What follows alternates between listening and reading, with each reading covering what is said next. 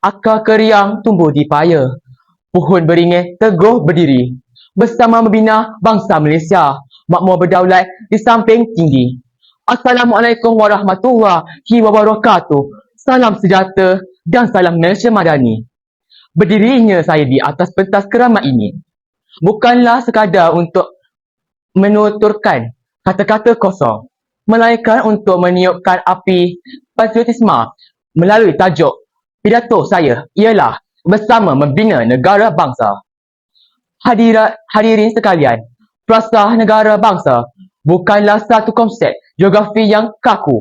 Ia adalah satu impian murni di mana seluruh rakyat daripada pelbagai latar belakang etnik, budaya dan agama meleburkan segala dinding perbezaan demi melahirkan satu identiti nasional. Bersama pula adalah kata kunci yang menuntut kebersamaan, muafakat dan jiwa yang berpaut pada satu bumbung perpaduan. Sidang Dewan yang penuh santun menyingkap lembaran pertama dalam usaha membina negara bangsa. Kita tidak boleh lari daripada membicarakan tentang keadilan ekonomi dan sosial. Sebuah negara bangsa yang rapuh ekonominya atau yang melebar jurang antara miskin dan kayanya akan mudah goyah oleh badai prasangka. Bagaimana mungkin kita berbicara tentang perpaduan sekiranya ada kelompok masyarakat yang merasa terpinggir daripada arus pembangunan nasional. Oleh itu, membina negara bangsa menuntut kemakmuran ekonomi yang inklusif di mana setiap anak watan, sama ada di kota metropolitan maupun di pedalaman Sabah dan Sarawak, mendapat hak dan peluang yang sama rata untuk berjaya. Apabila perut rakyat kenyang, apabila masa depan mereka terjamin, muka bibit-bibit tercinta akan tanah air akan tumbuh dengan subur secara semula jadi. Hadiran yang bijak paksana, dalam era ini, komponen kedua yang amat kritikal ialah peranan kita sebagai pengguna media sosial yang bertanggungjawab. Kita sedang hidup dalam dunia di mana fitnah boleh disebar dalam sesaat dan sentimen perkauman boleh dibakar hanya dengan satu klik di hujung jari. Membina negara bangsa dalam abad ke-21 menuntut kita untuk literasi digital yang tinggi. Sering sebelum serba. Jangan biarkan kaum media sosial kita menjadi medan melempar sengketa tahu atau perlekekan budaya kaum lain.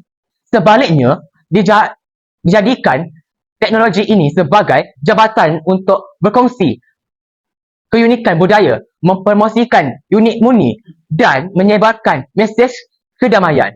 Ingatlah kata-kata yang membina akan memperkukuh negara, manakala kata-kata yang merusak akan meruntuh bangsa.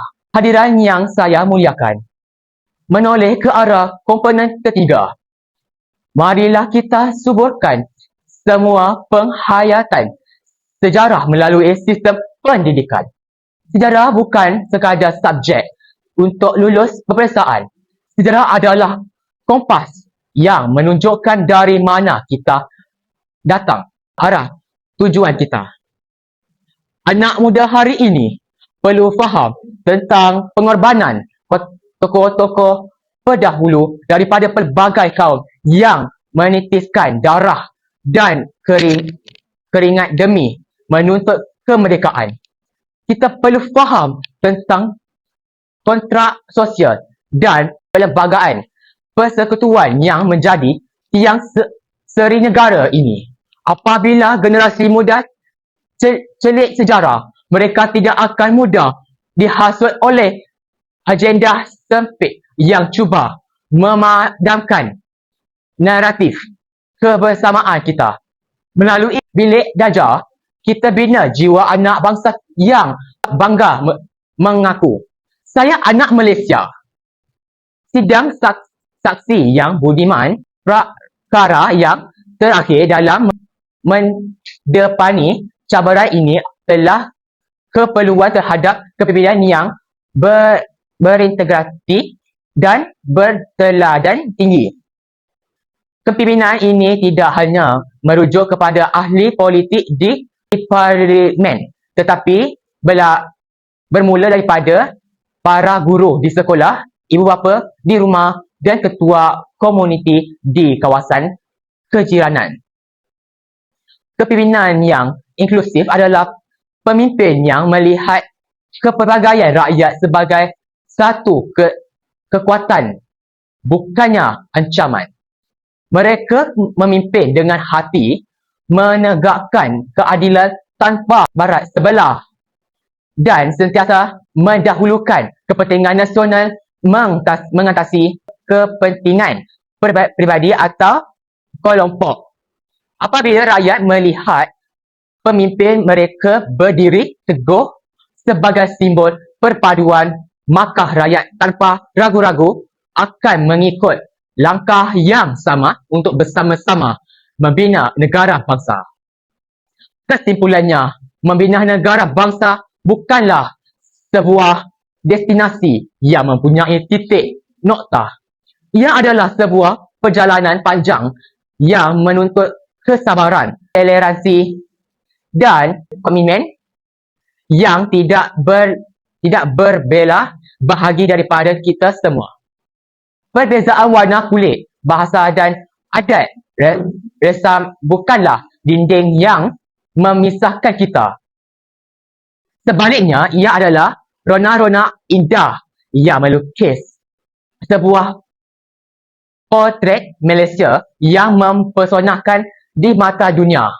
Ayolah kita buktikan bahawa di bawah langit Malaysia yang luas ini, kita mampu hidup sehati dan sejiwa. Cucuk pakis di dalam raga, gulai diisi di dalam cawan. Bersama kita pertahankan negara bangsa teguh ditawan. Sekian sahaja pidato saya. Wabillahi taufiq wa hidayah. Assalamualaikum warahmatullahi wabarakatuh. Terima kasih.